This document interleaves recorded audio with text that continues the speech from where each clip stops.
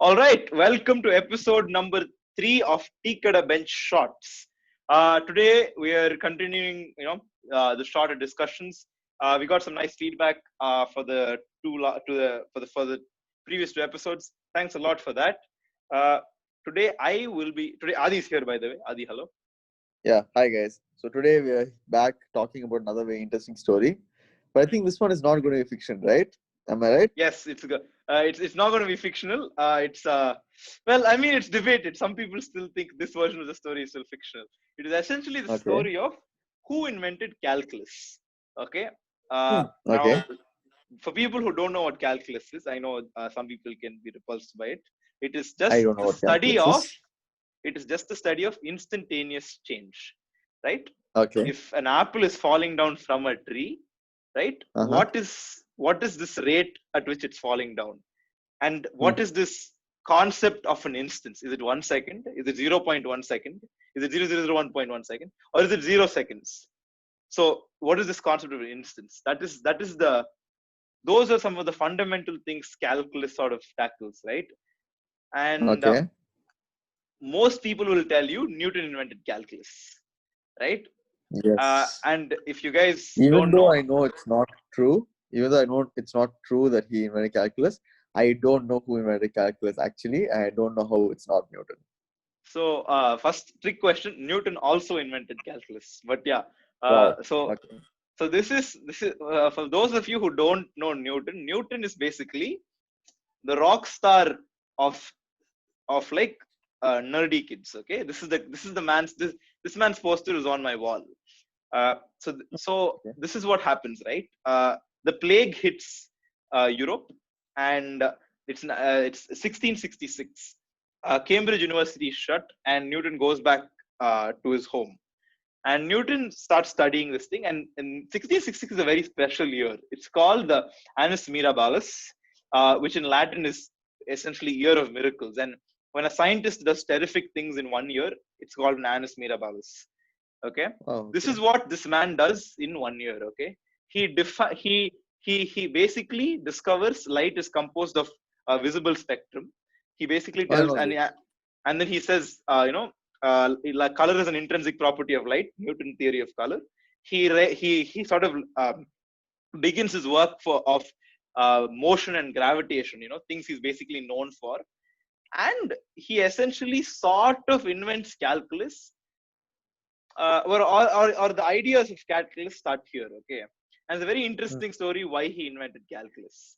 So he's doing his work for motion and gravitation, right? And these concepts are sort of intertwined. And a friend of his asks, why are these orbits not perfect circles? These planets that are going around stars or whatever, these planetary bodies that are going around each other, why aren't there perfect circles? They're always or they're always these elliptical shapes. Why aren't there any other shape? Is what he actually asks. Newton's Hmm. like, good question, Machan. I'll get back to you. Couple of years pass. I don't know years or months, okay, but some time passes. He comes back. He says, "I'll tell you why." But in order for me to tell you why, I invented this small thing called calculus, and then we'll explain. So this man invented calculus as a byproduct of a dare, or like of a Okay. question. That's like put that into context. This man is so legendary. He invented some of he essentially he invented calculus. Neil deGrasse Tyson only says this. He invented calculus on a dare. That's how legendary this man is. Okay, so Okay.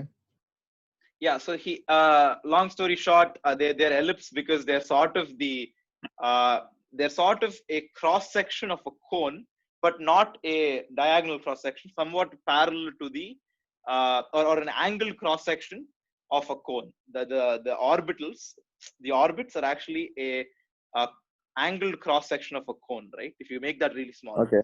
And essentially he sort of said that if you cut a cone cross sectionally, you sort of end with a slanting strip, right? But if you squeeze that really, really, really, really, really, really, really small to make it really, really small, that defines a small path. That's your orbit. If I'm not wrong, Oh it's my God. somewhere around there. I can actually understand that, and I have no knowledge of maths, and I can understand that. That makes And in sense. that Damn. process of that guy squeezing it very small, he invented calculus, right? And that is he did all of this before he was 26 years old. Never. uh, So yeah, it's never look. Don't make this guy your role model. You'll feel like a failure constantly. Is what I'd like to say. But the politics wait, start didn't he here. die very early? He didn't die very. I don't know if he died very early. The man sort of second half of his life was pretty boring. He sort of peaked and then he went off, and then he sort of got into this his personal religious beliefs in alchemy, and his friends were sort of questionable, and he never got married, probably never laid. There's a lot Then he of gay never fan fiction about him, but yeah. I don't know that. Okay. Yeah. Uh, Okay. Let's start with the storyline. yeah. So essentially the number one takeaway from the story, apart from the man invented calculus as a byproduct and he's super smart, is the basics of his work. Some could argue it started 1666 when he was just shut down in his house, or maybe just a bit later, right? The thing is, and he published this very famous book called Principia, and in it was some demonstration of calculus, although it is not. He didn't say this is what I'm using. He's just saying this is there, so this is true, and there's no way he got from A to B without using calculus. So Okay. you can see he definitely had some understanding of calculus, or there was use of calculus, right? uh, Mm. and let's enter this other guy called Leibniz. Okay, so this is a German philosopher, scientist. He's also pretty important. Okay, like apart from inventing calculus, he's one who invented binary. So all modern computer operation is because of this guy.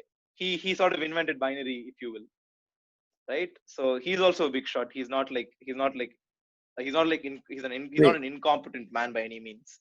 I have a doubt. Wasn't Yeah, binary invented by Ada Lovelace? I've also, yeah, that's very interesting. But when I was leading up on this guy, I didn't know any. See, I'll be very honest. Before today's, and I was just doing research for this podcast, I was like, I know nothing about Leibniz. I'm going to look up about Leibniz. It said he was a Okay. natural philosopher and all of that, and it said he also invented. He has credit for inventing binary. That's a better way to put it. He has credit for inventing the binary Okay. system also. Maybe he just has a credit Okay. for coming up with a lot of things independently that other people also came up with.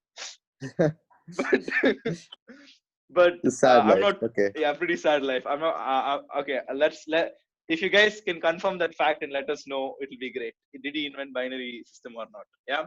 Uh, Mm. but Leibniz sort of, he's a German scientist in the 1600s. Yeah, and so the thing is, so he sort of and this is like, so this is the time when scientific societies are sort of forming and people are sort of starting to trust science. Okay, and like, Okay. or rather than trust, it was a key integral part of society, right? Scientific societies were a thing, or the discussion of sciences were definitely a thing. Okay, so there was a lot of talk between Germans and the French and English and so on. Okay, and in this one, and this is why this is disputed. Okay, uh, especially people will definitely tell you, at least people will tell you one of two things. Okay, they'll either tell you Newton invented it, or they'll tell you both came up with it independently. And the former Okay. essentially believe Leibniz stole some of Newton's idea. Okay, so Newton published this excellent book called Principia, right, where he sort of demonstrated uh, some understanding of calculus. Before he published that book, some people got a peek at his work, and Leibniz was one of them because he sort of traveled to England, or it's believed he had a look when he sort of traveled to England in 1675-76.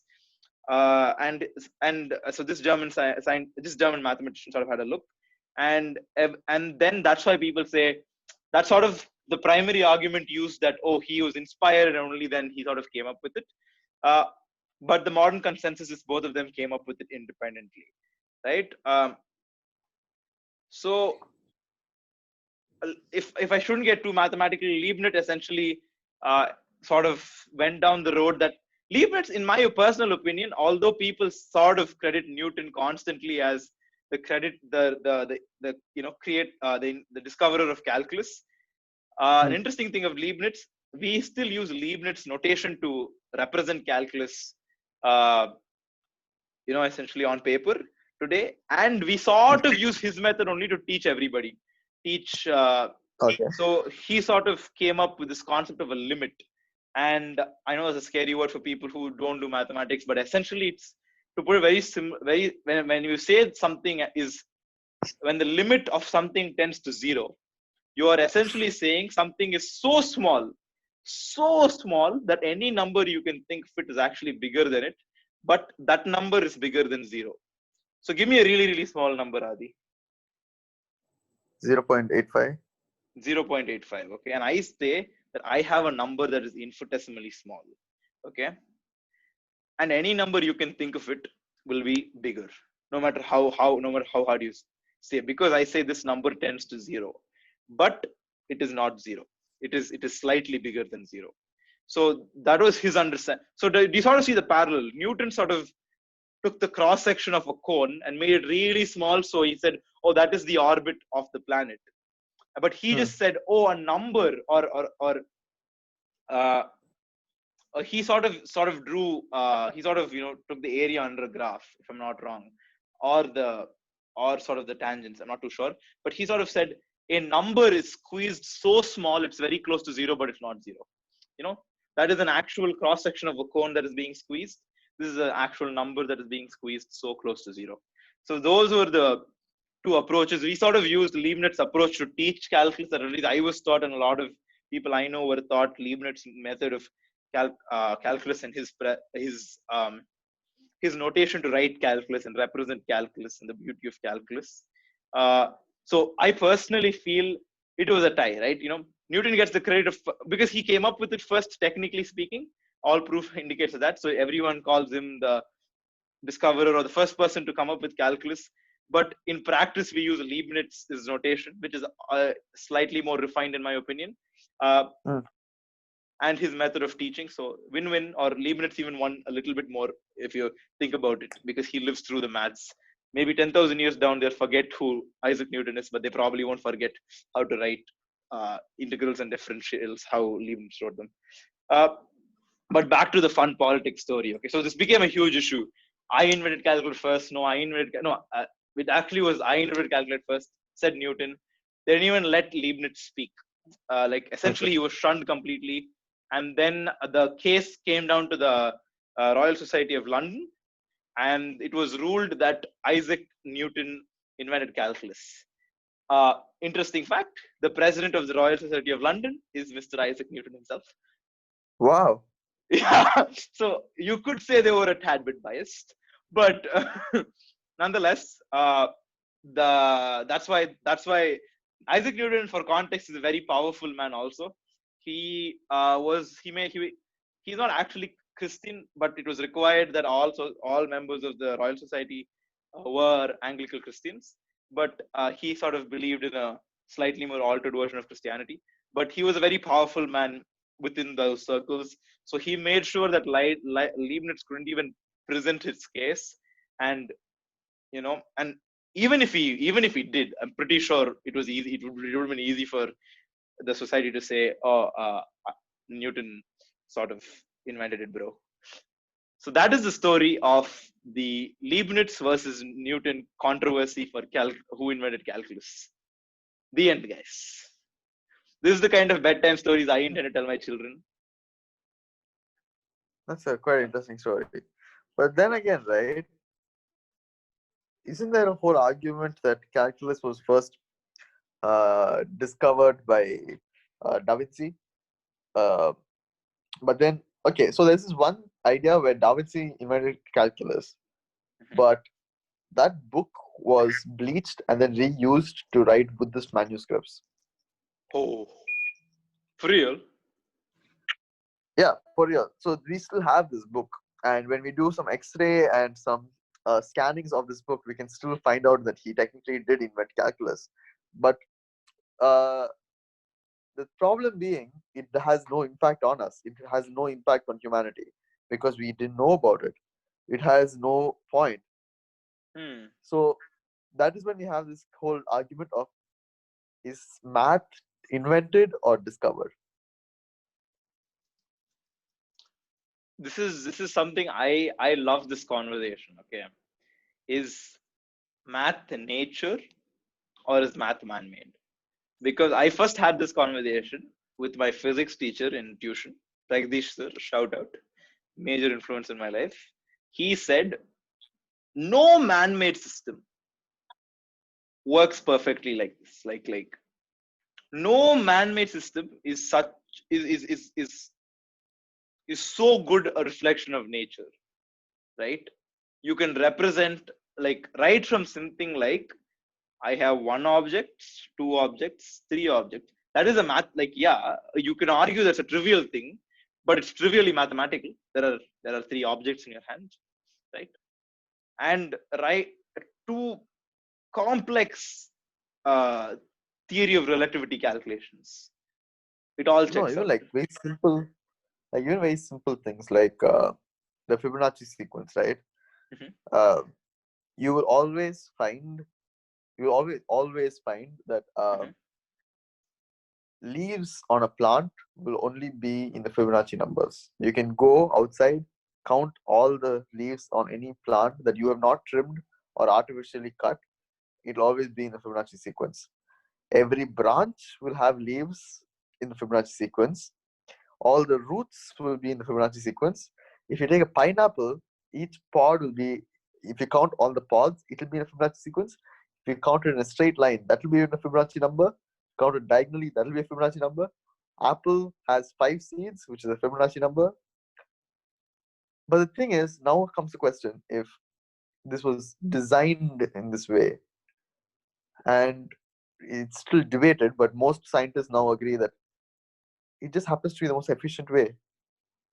Like Fibonacci just has made it the most efficient way.